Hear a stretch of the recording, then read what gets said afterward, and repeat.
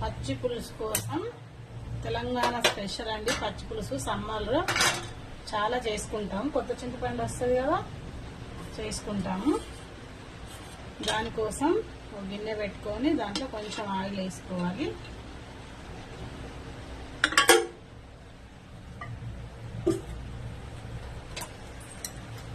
కొన్ని మెంతులు, నేను మెంతులు ఎక్కువనే వాడతాను అన్ని కర్రీలలో.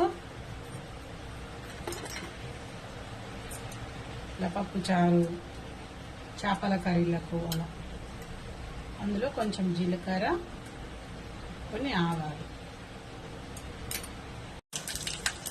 మిరపకాయలు.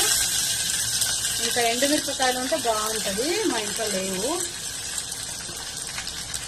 కరివేపాకు,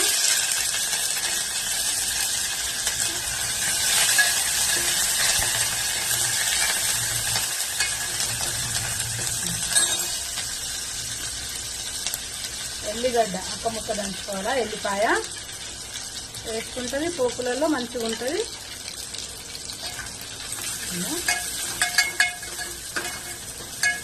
పచ్చిమిర్చి, పచ్చి చాలకు కూడా పచ్చిమిర్చి అక్క ముక్క దంచుకోవాలి. కారపొడి వేస్తే టేస్ట్ ఏం రాదు.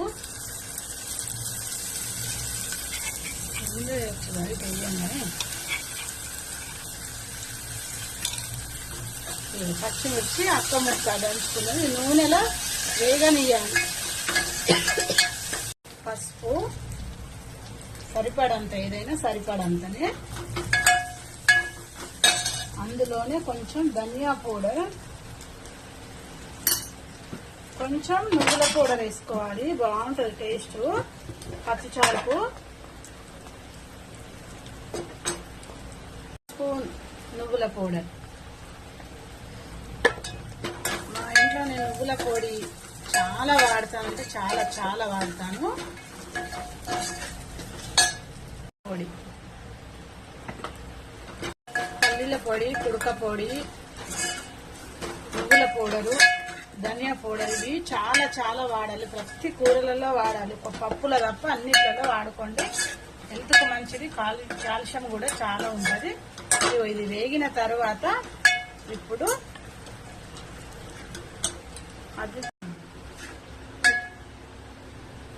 ఇది వేగిన తర్వాత స్టవ్ ఆఫ్ చేసుకోండి. పచ్చి పులుసు కదా, మరగనివ్వకూడదు. ఇది పచ్చి పులుసు నేను ఇలా చింతపండు ఫస్ట్గా నానబెట్టి పిసికి పెట్టుకున్నాను దీన్ని.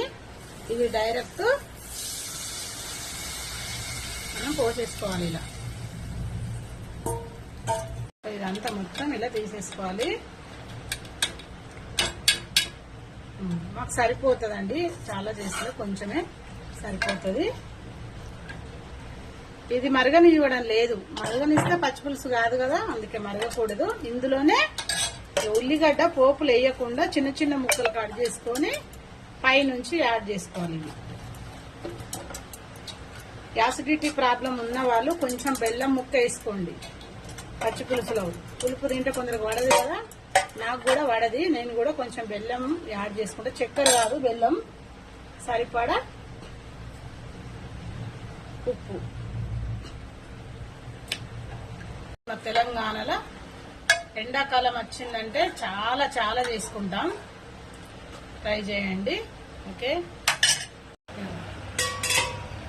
మిరపకాయల కర్రీ ఈరోజు.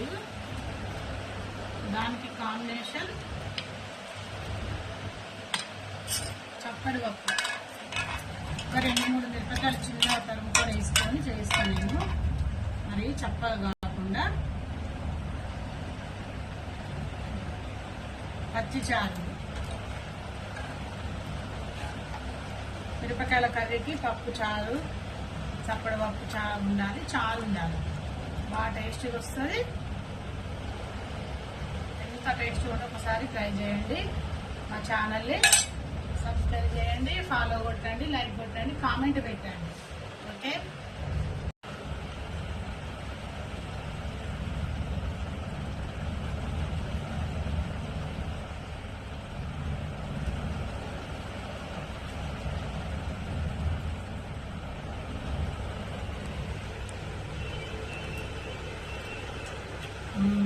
సూపర్.